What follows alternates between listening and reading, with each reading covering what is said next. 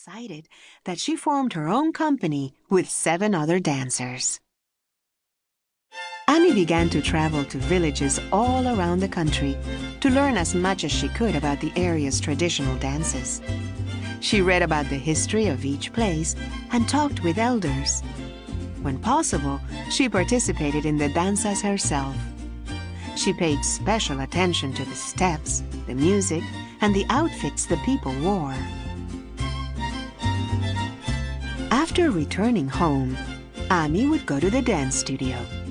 The danzas y bailes she saw in the villages were for ceremonial purposes, like celebrating a patron saint or hoping for a good harvest. Other times, the dances happened so people could have fun and meet new friends.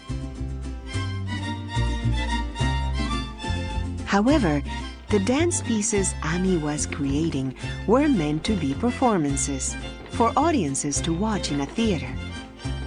Amy used her skills as a choreographer and her knowledge of both ballet and modern dance to make the pieces innovative and beautiful. She made sure the dancers wore dazzling costumes and that there was dramatic lighting and spectacular backdrops.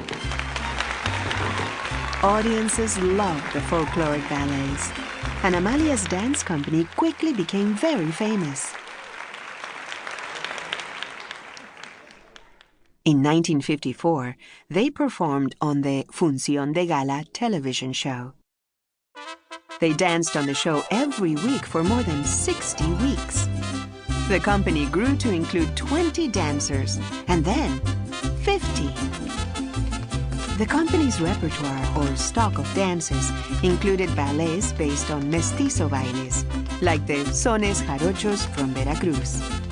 Mestizo is the combination of Amerindian, European, and African traditions.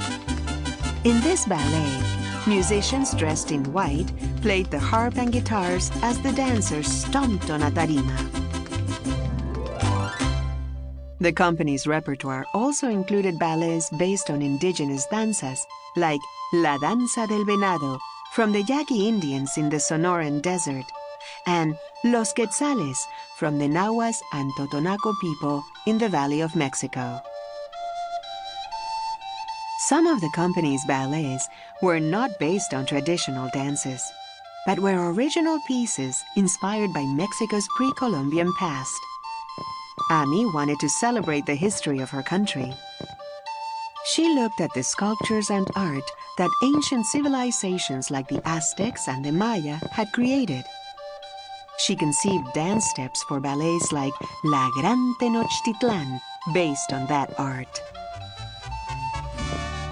Some ballets were inspired by more recent history and by music like the polka and waltz, which were popular with the wealthy in the 19th century.